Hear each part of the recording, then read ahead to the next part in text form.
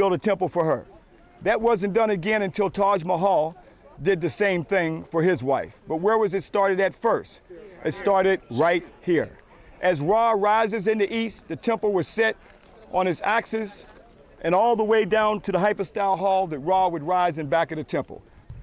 Now, when you go inside, there are 8 colossal statues of Ursa Ma'at Ra, Septepen Ra, in the Osirian position. The Osirian position, 2 feet together, and he's standing like this, going all the way to the back of the Ankh Manu, or the Holies of the Holies.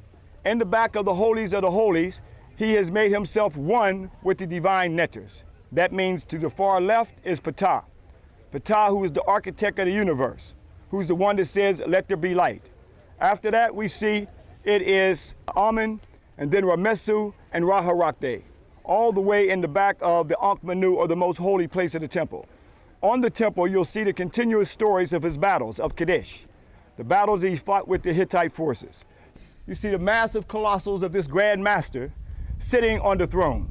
And we've been mentioning this great Sultan's name, Ursa Ma'at Ra, Septepen Ra, Ramesu Murray Amen, of the 19th dynasty around 1298 to 1232 BCE, before the Christian era. His royal name, Ursa, the power, Ma'at, truth, justice, and righteousness. Under Ra, God. Septepen Ra, he's chosen by Ra. Ramesu, he's born of Ra, and he's loved by Amen. As you see him on the royal Shanus right here, sitting on the Nepti. That's the name where Nubia came from, Nepti meaning gold. Ursa is the power of Ma'at, truth, justice, and righteousness, for the Sultan, the king, to sit on the throne, okay? Under God, Ra. Septepen Ra, he's chosen by Ra. He's chosen by God. Ramesu, he's born of Ra, okay? Murray, Amen, he's loved by Amen. That is the royal name of Ursa Ma'at Ra, Septepen Ra, Ramesu Murray Amen, his royal throne name. Not Ramses II that you're most familiar with, Ramsey, but Ramesu, if we say it for short. Chosen, Septepen Ra, this is where European Jews get God's chosen children. It came out of Septepen Ra. Ra chose the first people. God chose the first people to be on the planet were African people. All anthropological records have documented that African people were the first people on the planet Earth. Ra has kissed you from the dawn of time. That's why you got melanin. You do not reflect the sun. You pull in the sun. You have melanin. So he knew he was chosen by Ra.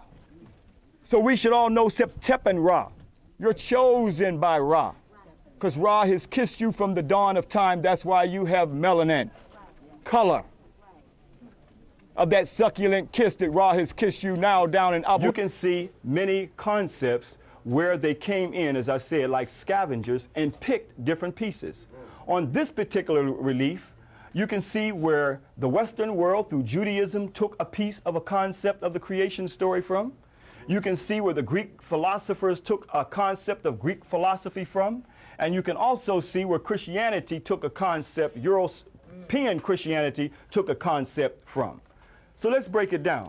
Again, carved in stone on the temple of Aset, right here on the island of Philae. It is here. It tells where the Western world literally came like scavengers and took various scenes to make up the Western world. And one of those scenes is we see that Hermes Trismegistus in Greek mythology, they literally took it from Tahuti.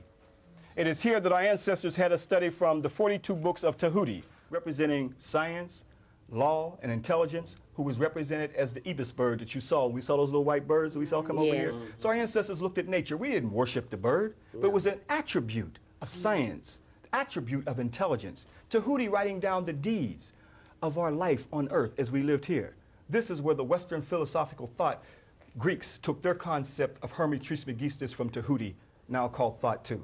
So we see Judaism took God Khnum, fashioning man out of clay, and called him Jehovah. But notice the God Khnum fashioning man on the potter's wheel out of clay.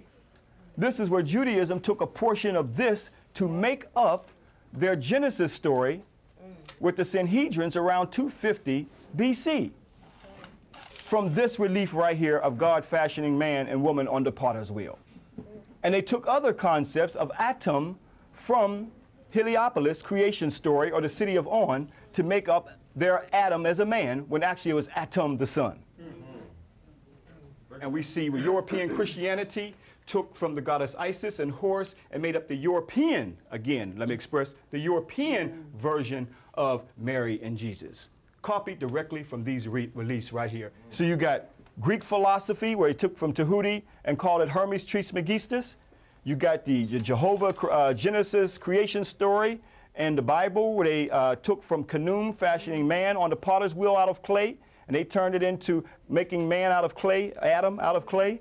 And you also got Christianity right here showing Isis lactating or breastfeeding the holy child Horus, who was born of immaculate conception and virgin birth.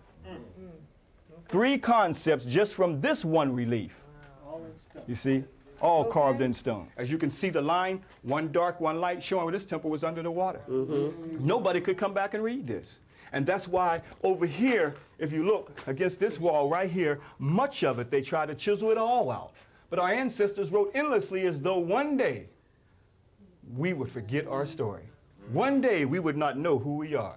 One day that the only thing that we put on our genetic memory bank would be an alien, a conqueror's story. In our mind, our story would not be told. And that's why Justinian in the 6th century AD came in and closed these temples down, because they were copying Christianity, the theological concepts from African people. And we'll get more into that during the lecture when we have the lecture series this afternoon. I want to even go further to show you, sisters, that y'all sacred. You are goddesses.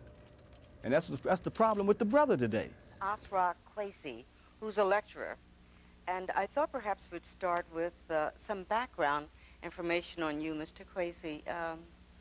Your first trip to Egypt was in 1981. Why did you go, and what happened? The reason why I made the trip, I had done a lot of reading and research on African history.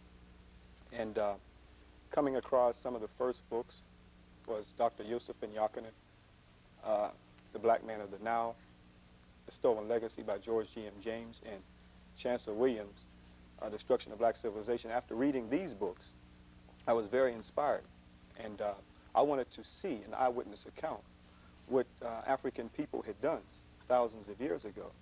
And it was in 1981 I made this trip with a man named Dr. Yusuf bin Yakinen. He takes many people back every year to the Nile Valley, as we call this area. And it is here we were able to have an eyewitness account of the ancient African civilization that started in the beginning of the Nile, which we call the Great Lakes region, where it reached its zenith in the area of Egypt, which the ancient name was called Kemet Nu. Now this Dr. Yakinen,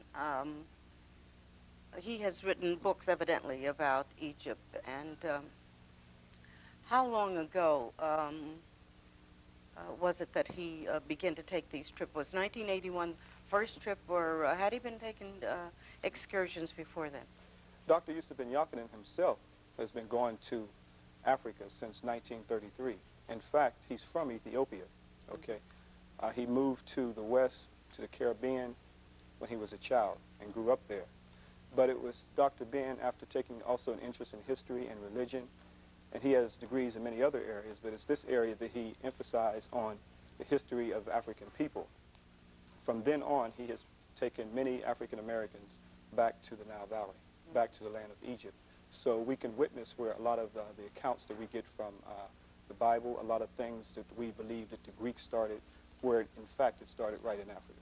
At what point after meeting him did you want to seek, or were you inspired to want to know more about the origin of the African civilization? I think from the first moment I picked up his book and start, I think the first 2 chapters. In fact, one of my favorite, in fact, it was the first book that I came in contact was The Black Man of the Nile.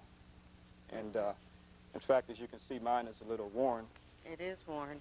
And it is here where he has the Nile coming up out of the interior of Africa, where he shows where the zenith of the African civilization reached in the land of Egypt.